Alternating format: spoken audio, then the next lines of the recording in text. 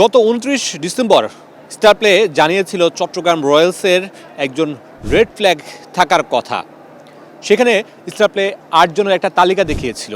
সে ৮ জনের মধ্যে star play সেদিন নামটি নিশ্চিত করে বলতে পারেনি, তবে স্টার প্লে এখন নিশ্চিত হতে পেরেছে সেই ৮ জনের মধ্যে যে একজন রেড ফ্ল্যাগধারীর নাম ছিল তিনি ওই টিম বয়।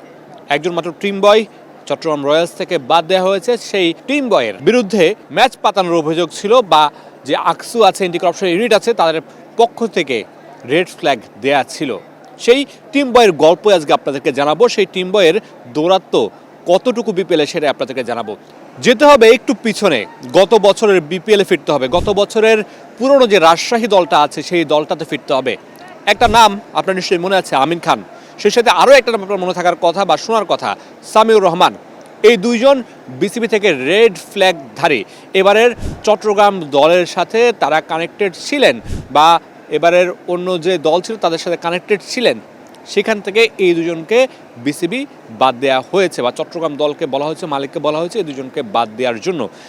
এই দুজনের সাথে এই টিম বয়ও গত বছর রাজশাহীতে দায়িত্বে ছিলেন, এবং এই তিনজনের মধ্যে আরও একটা মিল আছে। এই তিনজনই ব্রাদার্স ইউনিয়নের হয়ে কাজ করে থাকেন। এই টিম বয় ব্রাদার্স ইউনিয়নেরও টিম বয়, এবং আমিন খান এবং সামিউর তারাও ব্রাদার্স ইউনিয়নের সাথে সংযুক্ত।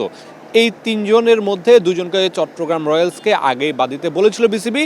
পরবর্তীতে যখন বিসিবি চট্টগ্রাম রয়্যালসের মালিকের থেকে এই দলটাকে টেক ওভার করে, তখন গিয়ে এই টিম বয়কেও বাদ দেওয়া হয়। এই টিম বয়ের গল্প এখানেই শেষ নয়। রাজশাহীতে গতবার তার দৌরাত্ম্য ছিল, এবারও চট্টগ্রামে তার দৌরাত্ম্যটা শুরু হয়েছিল, যদিও বিসিবি সঠিক সময়ে দলটা নিজের হ্যান্ডওভার করে নেওয়াতে এবার তার দৌরাত্ম্যটা থেমে গেছে। দৌরাত্ম্য থামার পরে বিসিবি যখন তাকে রেড ফ্ল্যাগ দেয়, তাকে যখন সন্দেহভাজন মনে হয়, এবং তার কাছ থেকে তার যখন ফোনটা চাওয়া হয় আকসু থেকে, এই টিম বয় যার নাম রাজু, তার ফোনটা চাওয়া হয়, সে আকসুকে ফোন দিতে অস্বীকৃতি জানায়, এবং আকসুকে তার ফোনটি সে দেখতে দেয়নি, এবং সেই জন্য তাকে রেড ফ্ল্যাগটা দেওয়া হয়েছে। সে সন্দেহভাজনদের তালিকায় অনেক উপরের দিকেই আছে।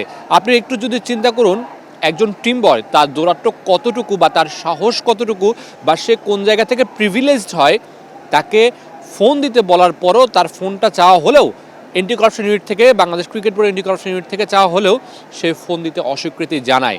বাংলাদেশের বিপিএলের যারা সংশ্লিষ্ট আছেন তারা নিশ্চয়ই এই খবরগুলো শুনে একটু হয়রান হয়ে যাবেন। তবে বাংলাদেশ একটু নিশ্চিত করতে চায়, বাংলাদেশের ক্রিকেট বোর্ডের যে আকসু আছে বা অ্যান্টি করাপশন ইউনিট আছে, তারা খুব যথাযথভাবে এবারের দায়িত্ব পালন করছে, এবং যারা অভিযুক্ত আছে তাদেরকে অনেককেই বিভিন্ন দল থেকে তারা সাইড করে দিয়েছে, বাদ দিয়েছে। তবে এখনই যে একেবারে সব শেষ হয়ে গেছে না, তা না, সবাই যে বাদ পড়ে গেছে তাও নয়। তবে অ্যান্টি করাপশন ইউনিট কাজ চালিয়ে যাচ্ছে।